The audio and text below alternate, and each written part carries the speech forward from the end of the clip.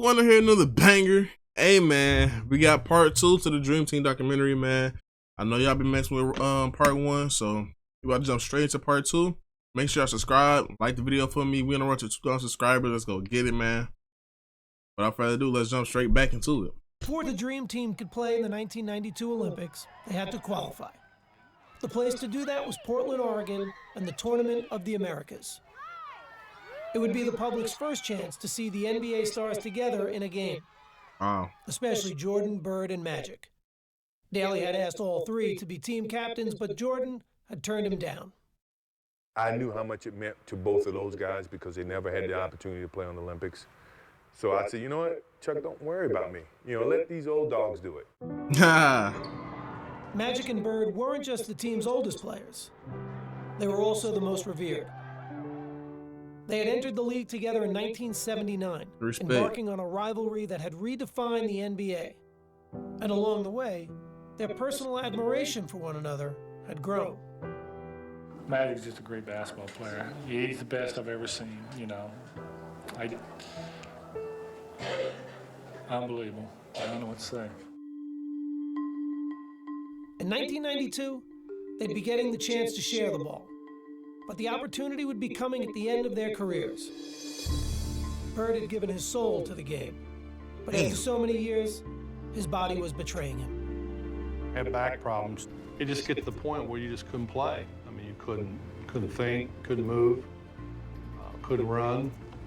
I ain't gonna lie, they scripted us out real good. For Larry Bird and Magic to play, like I said, bro, that's a beautiful way of ending their career. You can't feel your feet, it's hard to run. Larry was on the fence because of his back, so I said, man, LB, you gotta play, man. You gotta play. This is our last chance to be together.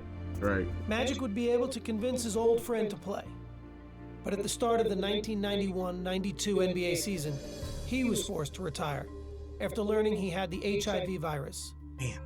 Doctors would eventually clear him to play in the Olympics, though that didn't stop fears from swirling. And I know y'all said in my other video that the HIV wasn't around, so everybody took this like serious. Like how we took COVID-19, it was like Magic was on shutdown. Y'all took it very serious. I was like, shit, it's just HIV. Like you get your treatments and you just live your life again. But it wasn't this case in '91. There's a lot of players that really didn't want him to play, didn't want to play with him or against him. Right. Because nobody knew what the disease meant. You know, they say you get a little blood on you, you got HIV, or you breathe on you, you know. I never bought any of that. You know, you just keep going. And that's what Irving decided to do, just keep pushing, keep going. Good. Good. Oh, that little warhead. Magic had made a cameo in the 1992 All-Star Game and had focused his attention on the Olympics, hoping for an encore of a lifetime alongside his old rival. Our careers were really over, and it was something I thought needed to happen for both of us. Their debut would take place at Portland's Rose Garden, with their team needing to medal in the Tournament of the Americas to qualify for the Olympics. That seemed like a foregone conclusion to just about everyone, including their first opponents, who were completely in awe before the game even started. The Cuban team spontaneously drops to its knees as if 12 popes had come by on Easter Sunday. Wow. At that point, the idea that this is merely a basketball game has been ripped asunder. It was a surreal feeling. She's like, dude, we're here to kick y'all behind. And they want to take pictures with you. Shit, I would too. Magic and Larry come out together, two guys that had saved the league. They wouldn't even be playing this game without those two. And Magic passed the ball, Larry makes the first basket. Ooh. He still, I ain't gonna lie, Larry Bird, hey, that's 92. Larry Bird still looking good though. He probably would have been some of the 90s, man. Dang. I mean, that was easy. It just didn't get any better than that. The U.S. was off and running, and the result was a thing of beauty. Johnson leading the break.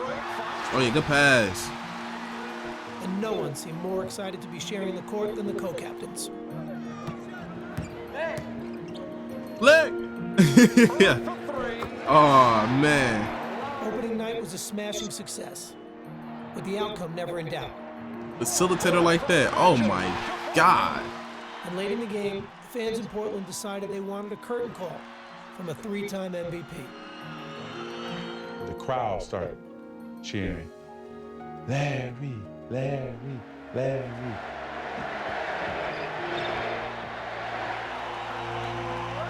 Crowd reacts to the entrance of Larry Bird. A standing ovation. And as he'd done so many other times in his career, Larry Bird rose to the occasion. Jordan with the behind the back. Ooh. Nice pass. Boy, that's crazy. Good pass. Larry Bird was not going to miss that shot. It was a virtually flawless performance. The final margin of victory was 77 points. Damn. And Magic and Bird had led the way. For Magic in particular, after a year out of the game, the victory had a special kind of meaning. Living with HIV, never even thinking that I would ever have a chance to play basketball again, and then basketball for the United States. It was therapy for me, and I needed that in the worst way. And then there was the matter of making sure Michael Jordan knew he was back as well. Yeah, you hear what the captain said? The captain say, sit down, or this boat is gonna sink. That's right, have a seat, because you're gonna fall, and then That's it's the gonna whole, go that's the hard. whole seniority right there. I know, it's such a... With Magic and Michael, there was that little extra something there, you know, and something kind of to prove to each other. I took it upon myself to always shoot with Michael. Okay, MJ, free throws today. Who was the first one to 50? Or we had little games, who was the better shooter? Nah, it's a nice person to go against, too. You ain't gonna miss on free throws.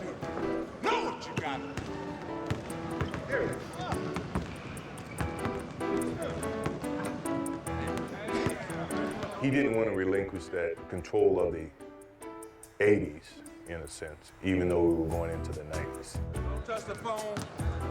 One hand, don't touch it. Oh. Oh. Low key, Magic had the shot. I ain't really seen Magic shoot too many jump shots. I'm not gonna lie to you, but based off this, Magic, he was that guy. He was that guy. You know, he just come off missing a whole year. So it was who can win, who's gonna have the bragging rights by the end of this trip. You can't get too close to Michael, it's a foul. You haven't committed a foul in almost a year and a half, man. Michael's always tried to let people know that he's a top dog in whatever. That's just his competitive mode. I'm the young guy with the elder statesman. These old guys, they got arthritis. They can't stand in one spot too long. He's a young puppy. I'm the big dog here. Whatever I say goes. You going While crazy. the winner of Magic and Michael's Can You Top This challenge remained in doubt, when it came to facing the competition in the Tournament of the Americas, the team stood united. When we took the court in Portland, which, you know, we're on home ground, we wanted to showcase to the fans who will be representing them. The lead is 30, still. Bro just sat him down. Look at this defense, bro. Who will be representing? Like, look at the side eye. Like, what? Boy, that lockdown defense is crazy. I see why people were scared of him. I'm gonna send a message around the world today that y'all can give it up. You foreigners can give it up. Give it up immediately, please. The dunk. The Americans won their 6 games at the tournament by an average of 50 points. And the ball movement, okay. All right, Larry, your impressions of tonight's game. The gold medal was no surprise. But what was unexpected was the team's interactions with their opponents, who showered them with adulation before, after, and even during games. Magic Johnson and Oranga shaking hands after this. They all Hall of Famers, they know that, bro. The Tournament of the Americas had served its purpose. The Niggas US about to shoot a free throw and decide that he want to give him a handshake, bro. Like, that's amazing. I'm not missing my opportunity either. Like, I'm talking to everybody on this team. had qualified for the Barcelona Games and given the world its first glimpse of what was coming later that summer. I want to say this is just a small step in what our goal really is, to get to Barcelona, win the gold medal, and bring it back where it's supposed to be. Thank you. Yeah, Larry.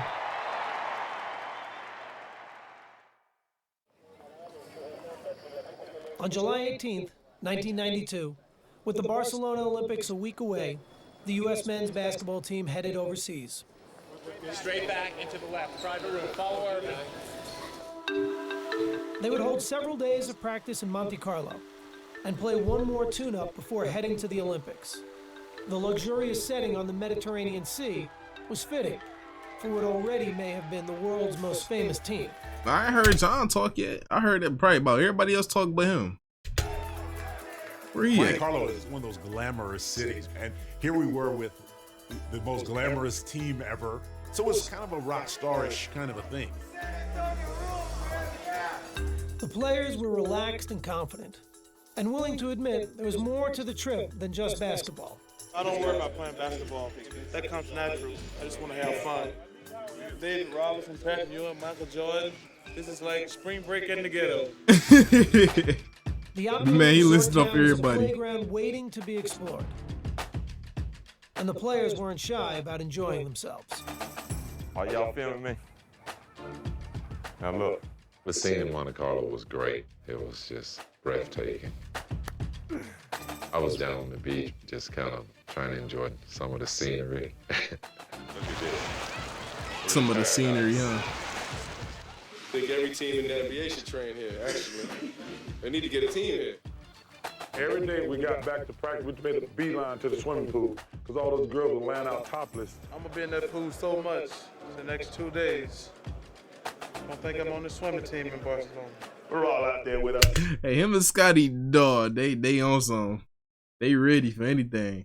Significant others and all these women walking around topless coming, can I have an autograph? So I signed it and Michael pops me and tells us, see, usually you tell everybody no, but because this lady coming over topless, you gonna sign her autograph. My wife looking at me like. Best part about it was Patrick Ewing buying the beer at the pool. You know, $7 a beer, I never heard of that. Of course, Patrick didn't drink, he didn't know how much beer was. One thing you don't want to do is drink beer with Larry Bird. And Larry Bird drinks Budweiser, which Budweiser is the strongest beer in the world. And my head hurt for like 2 days. They were used to being opposed, but Monte Carlo was proving to be the perfect place to find common ground. I got the coach, that means we get to go first. Michael Jordan enjoys his golf, as did Chuck Daly. I got the coach with me, man. I got carte blanche, you know what I mean? Michael and Chuck played almost every single day, if not every day. Come off the hill. That may be green, Chuck. Chuck was playing his practice schedule around our So golf. him and Chuck got a better relationship. Damn, they relationship got a little better because they got golfing in common. But them bad boys, I wonder how that conversation went still. That to me was ideal.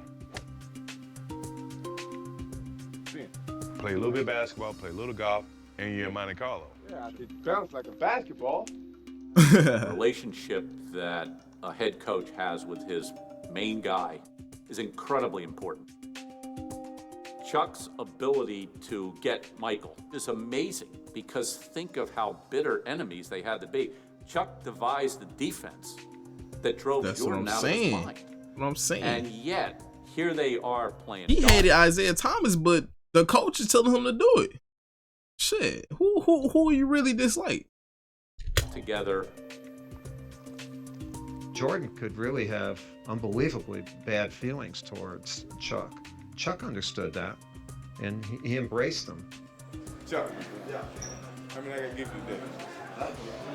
Yeah, that's something I don't get, bro. That's something I don't get. The head coach literally drilled the bad boys into the team they was. And you dislike Isaiah Thomas. You don't want him to be a part of the team, but you want the coach to be coaching you? Like that don't even make sense to me. Something not adding up, Jordan. So I'm not adding up. He shoots 72. I watched him. That was a bonding thing for me and Chuck.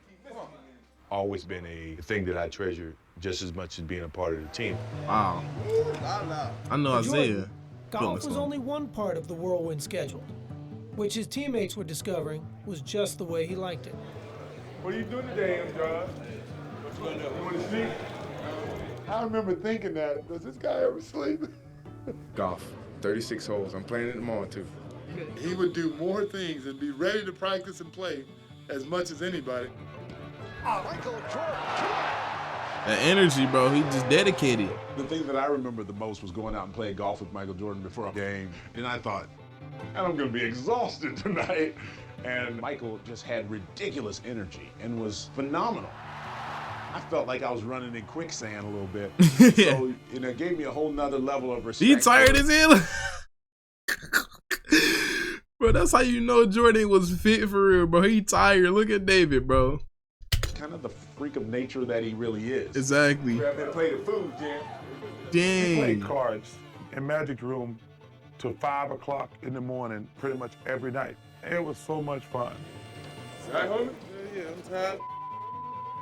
He's like a bionic guy, or he'd play cards, play golf, play basketball. Jordan going all the way. I don't know when he ever slept. Finally, after a ball game, he was just lying down. And I looked at him, I said, I think that's the first time he's gone to sleep on the whole trip.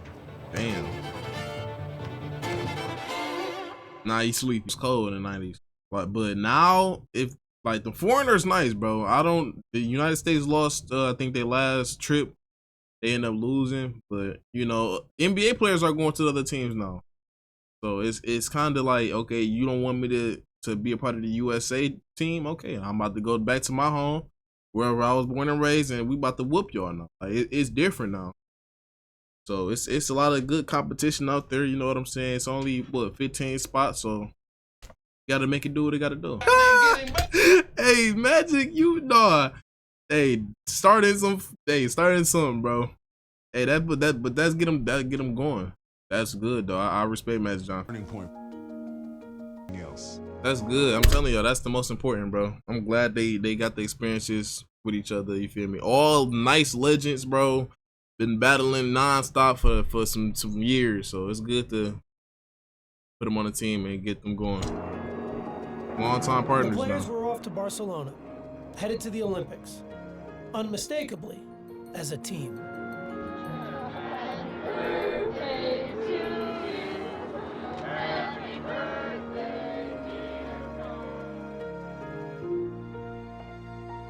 He gone. Man, that's crazy. But man, we're gonna end it here. We're gonna finish it up on the next gonna be 3 parts. We're gonna finish up on the next one. Man, like I said, bro, make sure y'all subscribe. We're gonna roll to 2,000, like the video, comment. And it's just getting good. This has been good. We're gonna finish it up.